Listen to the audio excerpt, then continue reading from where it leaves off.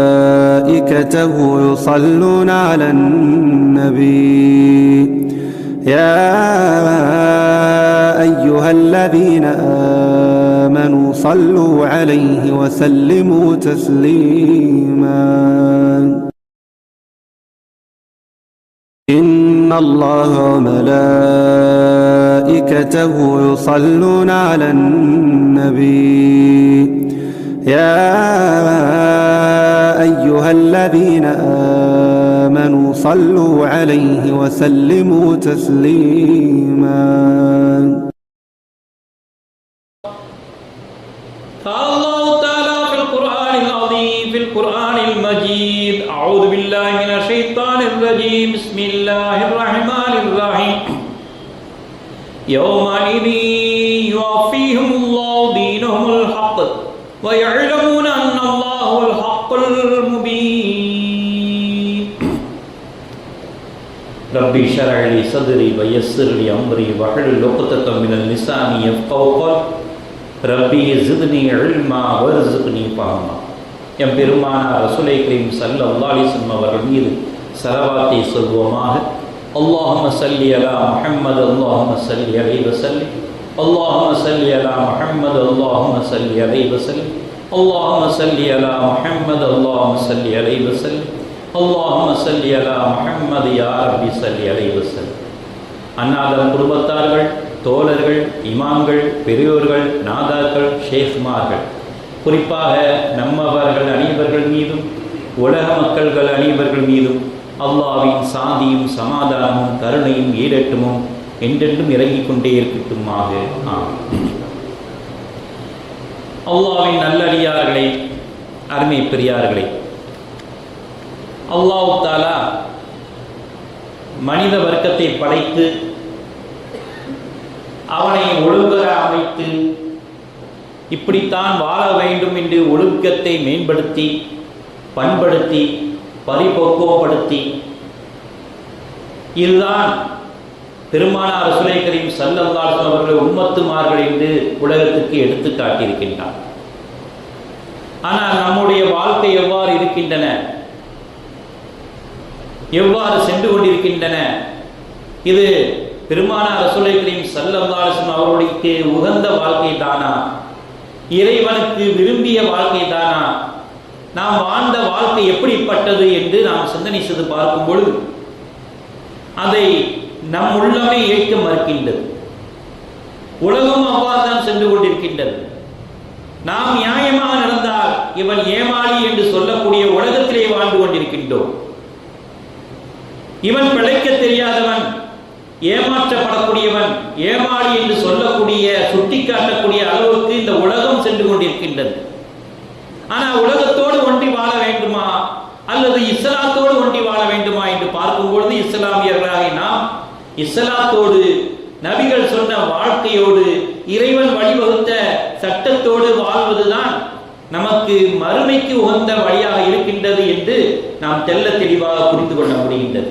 உலகம் எவ்வாறு பேசிக்கொள்ளட்டும், உலகம் நம்மை காப்பாற்ற போவதில்லை. மறுமையில் சென்று உலகத்துக்காக வேண்டி வாழ்ந்தவர்கள், உலகம் எப்படியெல்லாம் சென்றதோ அப்படியெல்லாம் வாழ்ந்தவர்கள் என்று சொல்லி நம்மை கரையேற்றக்கூடிய இந்த உலக மக்களாக இருக்க முடியாது. நம்மை கரையேற்றக்கூடிய ஒரு சக்தி நம்முடைய அமலாக இருக்கின்றது, நம்முடைய நல் நடத்தையாக இருக்கின்றது, நம்முடைய நல் குணமாக இருக்கின்றது. இதுதான் நம்மை கரையேற்றப் போகின்றது.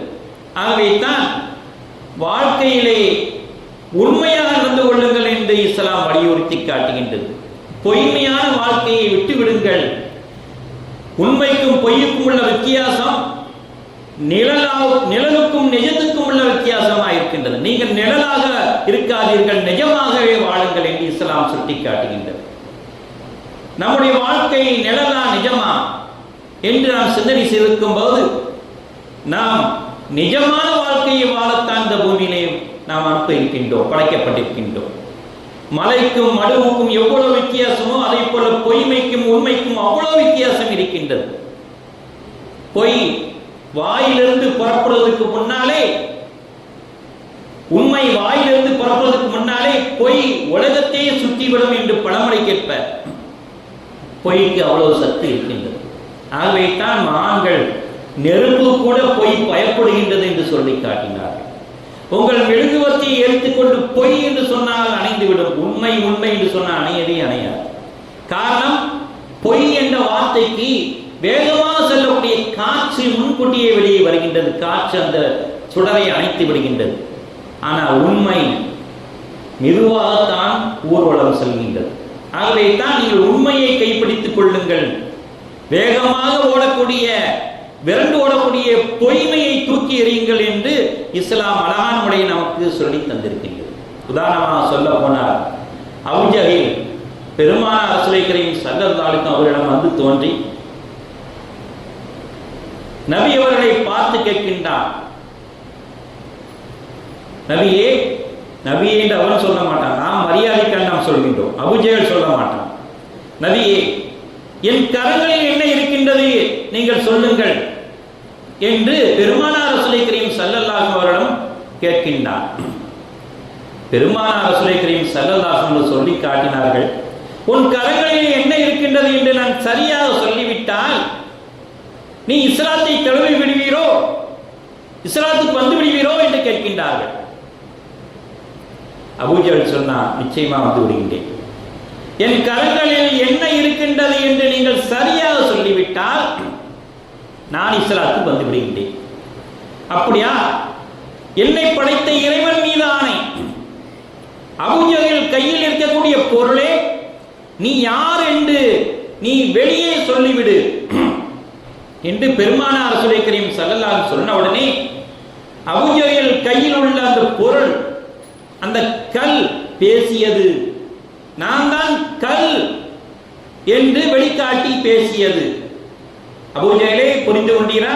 உன் கையில் கல்லு தான் இருக்கின்றது, கல் எப்படி பேசுகின்றது பார்த்தீரா என்று சொன்ன உடனே அபூ ஜஹல் என்ன சொல்கின்றான், இது பெரிய சூனியம், மந்திரம், மாய தந்திரம்.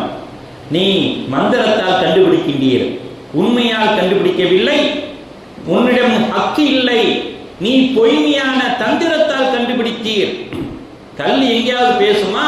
நீ மாயஜாலம் செய்துதான் பேச வைத்திருக்கின்றாய் என்று நம்ப மறுத்து இஸ்லாத்துக்கு ஏற்காமல் அவன் சொன்ன சொல்லையும் காப்பாற்றாமல் பொய் உரைத்துக் கொண்டு சென்று விட்டான். ஆக இப்படிப்பட்ட ஏமாற்றக்காரர்கள், பொய்யுரைக்கக்கூடியவர்கள் உலகத்தில் வாழ்ந்து கொண்டுதான் இருக்கின்றார்கள். ஆனால் பெருமானார் ரசூலுல்லாஹி ஸல்லல்லாஹு அலைஹி வஸல்லம் அவர்கள் சொன்னார்கள், இவரை திருத்த முடியாது.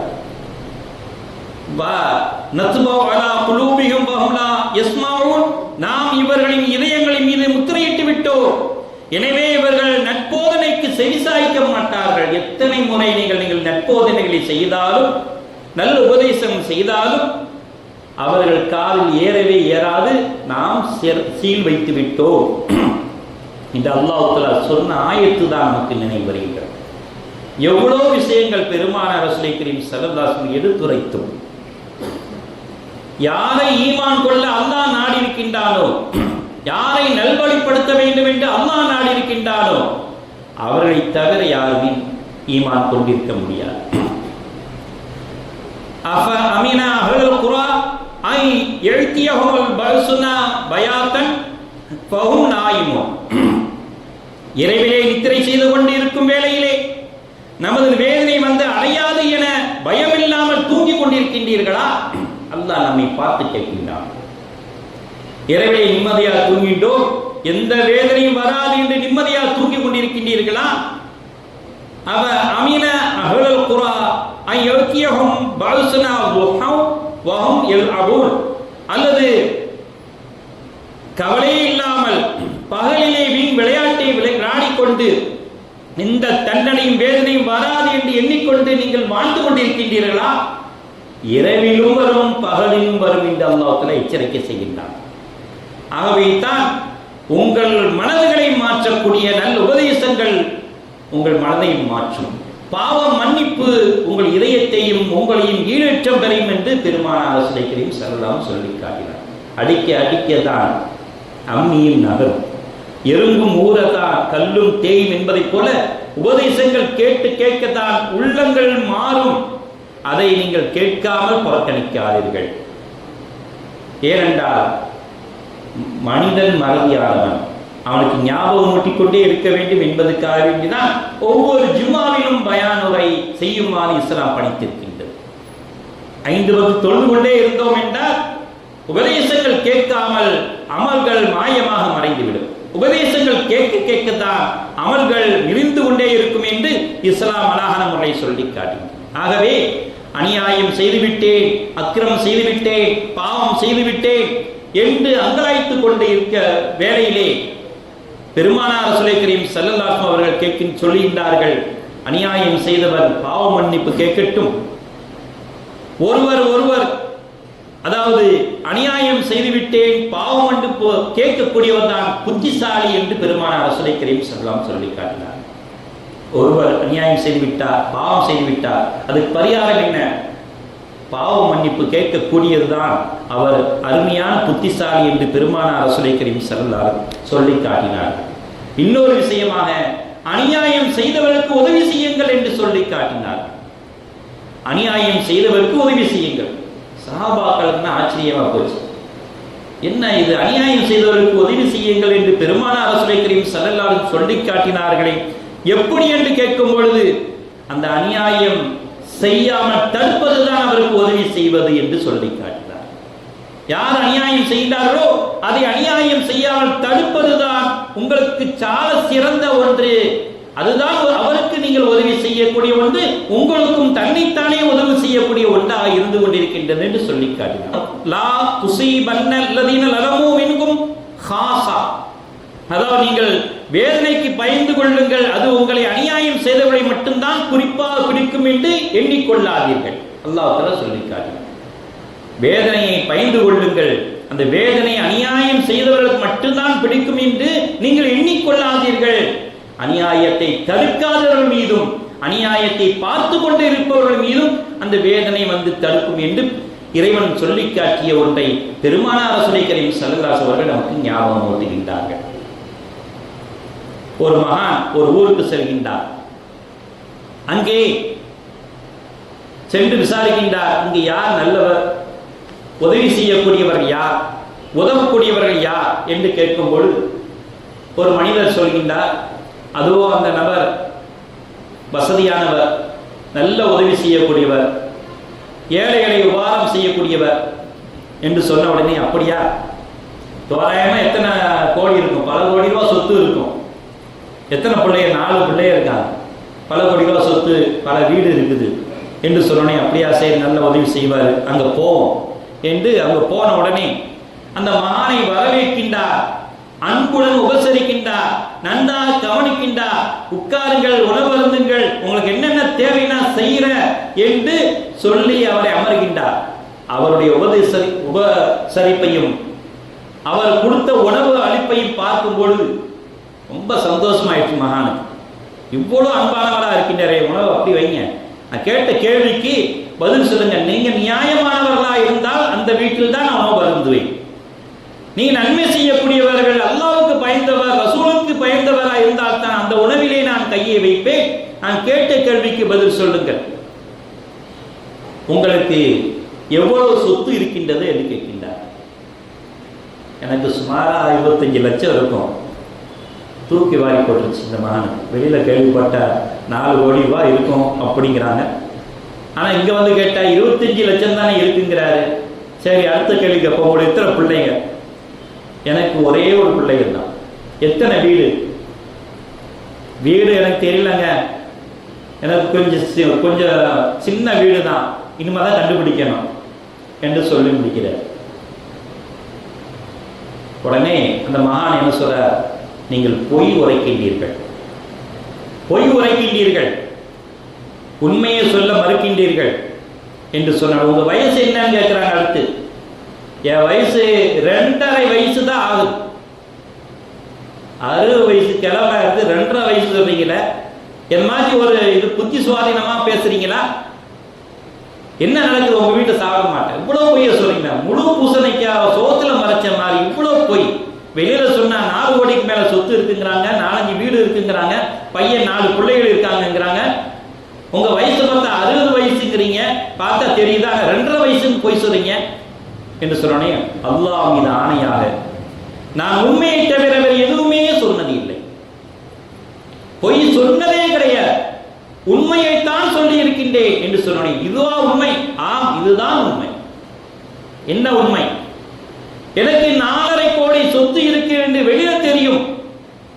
அதில் நான் தர்மம் செய்தது, அது கணக்கு பண்ணி கொடுத்தது, 2% கணக்கு பண்ணி கொடுத்தது, இதெல்லாம் 25 லட்சம் தான் கொடுத்தது. இதுதானே என்னுடைய நன்மை, மறுமையின் நன்மை இதுதானே. 4.5 கோடியின் சொத்துக்களையும் நான் கொண்டா செல்ல போகின்றேன். நான் செலவழித்த, நான் நன்மை செய்த இந்த பணம்தான் என்னை காப்பாற்றும். அதைத்தானே சொல்லி காட்டினேன். என்னோட மொத்த சொத்து எனக்கு பிற உள்ளவங்க தானே செலவழிக்க போறாங்க, நானா செலவழிக்க போறேன். 25 லட்சம் தான் நான் நன்மையா செய்தது. அப்போ பிள்ளை 4 பிள்ளை இருக்காங்க, ஒரு பிள்ளை தான். 4 பிள்ளைகள் இருக்கின்றார்கள். ஆனா ஒரு பிள்ளை தான் என்னுடைய சொல்லை கேட்டு அமல் செய்தவர், இறைவனை வணங்கக்கூடியவர், இவ்வாறு செய்யக்கூடியவர். நான் 3 தருதலையாக சுத்துகின்றது. இவர்கள் என்னுடைய பிள்ளைகள் இல்லை. எனக்கு என் சொல்லை கேட்டு அமல் செய்யக்கூடிய பிள்ளையைத்தான் நான் பிள்ளை என்று நான் கருதுகின்றேன். ஆகவே ஒரு பிள்ளை என்று சொன்னேன். இத்தனை வீடு வச்சுட்டு ஒரு வீடு கூட இல்லை, கண்டுபிடிக்கணும் சொன்ன. ஆமா, நான் இறந்த பிறகு இந்த வீடை எல்லாம் நான் கொண்டு போவது இல்லை. இறந்து போன பிறகு என்னுடைய மையத்தான் கூட எனக்கு தெரியாது. அடக்கக்கூடிய இடம் எவ்வளவு நீளம் ஆழம், இவ்வளவுதான், எனக்கு இவ்வளவு சின்ன வீடு தான் என்று சொன்னேன். இது பொய் இல்லையே, உண்மையை தானே சொல்கின்றேன். உங்கள் வயது 2.5 சொன்னீங்க. 60 வயசு ஆச்சு. ஒரு நாளைக்கு சுபுக்கு 5 நிமிஷம் ஒதுக்குறேன், மகரிப்புக்கு, இசாக்கு, லோகருக்கு என்று ஒவ்வொரு வக்துக்கும் 5 நிமிஷம் ஒதுக்குனேன். 5 25, மீது 5 நிமிஷம் நான் துவா செய்ய ஒதுக்குறேன். 30 நிமிஷம் தான் அல்லாஹ்வுக்கு வணங்குகின்றேன். ஒரு நாளைக்கு 30 மணி நேரம், 30 அரை மணி நேரம். என்னுடைய 60 ஆண்டுகளில் எத்தனை மணி நேரம் அல்லாஹ்வுக்காக ஒதுக்கி இருக்கின்றேன்? 2.5 ஆண்டு தான் ஒதுக்கி இருக்கின்றேன். அந்த 2.5 ஆண்டு தான் என்னுடைய வயதாக நான் சொன்னேனே தவிர நான் பொய் உரைக்கவில்லை என்று சொல்லி காட்டினான். ஆக இவ்வளவு பெரிய உன்னதமான மனிதர் வீட்டிலேயே நாம் அமர்ந்திருக்கின்றோம் என்று அந்த வீட்டிலே அமர்ந்து சாப்பிடுகின்றார்கள் என்றால் எந்த அளவுக்கு அல்லாஹ்வுக்கும் ரசூலுக்கும் பயந்து நம் வாழ்க்கையை வாழ்ந்து கொண்டிருக்கின்றார்கள் என்று நாம் சிந்தனை செய்து பார்க்க வேண்டும். அப்படிப்பட்ட வாழ்க்கையை நாம் வாழ்கின்றோமா? நம்முடைய வயது என்ன, உங்களுடைய வயது என்ன என்று கேட்டால், என்னுடைய வயது என்ன கேட்டால், எவ்வளவு அமல் செஞ்சான்னு தெரியலப்பா என்றுதான் நாம் விடையா இருக்கின்றோம். இத்தனைய காலம் வாழ்ந்திருக்கின்றோம். ஒரு நாளைக்கு அரை மணி நேரம் ஒதுக்கினால் நம்முடைய அமல்கள் எத்தனை அமல்கள் வருகின்றன, எத்தனை நாட்கள் வருகின்றன என்று கணக்கு போட்டு நாம் பார்க்க முடியுமா? நிச்சயமாக முடியவே முடியாது. ஆகவே தான் பெருமானார் ரசூலுல்லாஹி கரீம் ஸல்லல்லாஹு அலைஹி அவர்கள் சொல்லி காட்டினார்கள், உண்மையாக வாழுங்கள், உன்னதமான வாழ்க்கையை வாழுங்கள், மறுமை அதுதான் உங்களுக்கு பயன் தரக்கூடிய ஒன்றாக இருந்து கொண்டிருக்கின்றது என்று சொல்லி காட்டினார்கள். ஹஜ்ரத் ஜாபிர் ரலியல்லாஹு அவர்கள் அறிவிக்கின்றார்கள், சஅத் இப்னு முஆத் ரலியல்லாஹு அவர்கள் மரணித்த பொழுது அவர்கள் வீட்டுக்கு நாங்கள் சென்றோம், அவர்களை சந்தித்தோம், கபனிட்டோம், அடக்கம் செய்தோம். அடக்கம் செய்து வரும்பொழுது பெருமானார் ரசூலுல்லாஹி கரீம் ஸல்லல்லாஹு அலைஹி அவர்கள் தஸ்பீஹ் சொல்லிக் கொண்டிருக்கின்றார்கள். அவர்கள் சொல்ல சொல்ல நாங்களும் தஸ்பீஹ் சொல்லிக் கொண்டே இருந்தோம். நீண்ட நேரம் தஸ்பீஹ் செய்து கொண்டே இருக்கின்றார்கள், நாங்கள் நீண்ட நேரம் தஸ்பீஹ் சொல்லிக் கொண்டே இருக்கின்றோம். திடீரென்று தக்பீர் முழங்கினார்கள், நாங்களும் தக்பீர் முழங்கினோம். நாங்கள் வீட்டுக்கு வந்தோம். வருகின்ற வேளையிலே பெருமானார் ரசூலுல்லாஹி கரீம் ஸல்லல்லாஹு அலைஹி கேட்கின்றோம், யா ரசூலல்லாஹ், இந்த சஅத் இப்னு முஆத் ரலியல்லாஹு அவர்களை அடக்கும் பொழுது அவருடைய அடக்கிய பிறகு நீங்கள் தஸ்பீஹ் ஓதிக்கொண்டே இருக்கின்றீர்களே, என்ன காரணம்? நான் அவருடைய கபரை பார்க்கின்றேன், கபரு நெருங்கிக் கொண்டே இருக்கின்றது. நான் தஸ்பீஹ் ஓத ஓத ஓத அது நெருக்கத்தை குறைத்து கொண்டது. நான் நீண்ட நேரம் தஸ்பீஹ் ஓதி முடித்த பிறகு அது நின்று விட்டது, நெருக்காமல் நின்று விட்டது. உடனே அல்லாஹ்வுக்கு நான் தக்பீர் முழங்கி அவனை புகழ்ந்தேன் என்று பெருமானார் ரசூலுல்லாஹி கரீம் ஸல்லல்லாஹு அலைஹி சொல்லி காட்டினார்கள் என்றார். அவ்வளவு பெரிய சஹாபிக்கு, நன்மை செய்த சஹாபிக்கு இவ்வளவு பெரிய வேதனை, இவ்வளவு பெரிய தண்டனையை நெருங்கும் பொழுது கடைசி நேரத்தில் அல்லாஹ் தஆலா காப்பாற்றுகிறான். நம்முடைய நிலைமை நான் என்ன? நம்முடைய நேரம், தொழுகையுடைய நேரம், அமலுடைய நேரம், குர்ஆன் ஓதக்கூடிய நேரங்களை கணக்கிட்டு பார்த்தால் அவர்களுக்கு கால் தூசி கூட பெற முடியாது. அப்பேற்பட்ட அவர்களுக்கே எவ்வளவு தண்டனை என்றால், நம்ம தண்டனை அல்லாஹ் தான் காப்பாற்ற வேண்டும். யா அல்லாஹ், அப்பேற்பட்ட தண்டனை விட்டு எங்களை காப்பாற்றுவாயாக. யா அல்லாஹ், நாங்கள் செய்த அமல்களோ குறைவு, நாங்கள் செய்த தொழுகைகளோ குறைவு, நாங்கள் செய்யக்கூடிய நல்ல அறமோ குறைவு. ஆகவே அந்த குறைவை நிறைவாக்கி தருவாயாக. யா அல்லாஹ், உன்னிடமே நாங்கள் சகல பாவத்துக்கும் மன்னிப்பு கேட்கின்றோம். யா அல்லாஹ், உன்னை வணங்காமல் சென்றுவிட்ட காலங்களை நினைத்து அழுகின்றோம். யா அல்லாஹ், யா அல்லாஹ், உன்னை தொழுவாத நாட்களை நினைத்து நாங்கள் கண்ணீர் விடுகின்றோம். யா அல்லாஹ், உன்னை நினைக்காத நாட்களை நினைத்துக் கொண்டு நாங்கள் கண்ணீர் விடுகின்றோம். யா அல்லாஹ், எங்களுக்கு நன்மையாக மாற்றி தருவாயாக. வாஹிர் அல்ஹம்துலில்லாஹி ரப்பில் ஆலமீன். பாரக்கல்லாஹு லனா வ லக்கும் பில் குர்ஆனில் அலீம் வ நஃபனா வ இய்யாக்கும் பில் ஆயாத்தி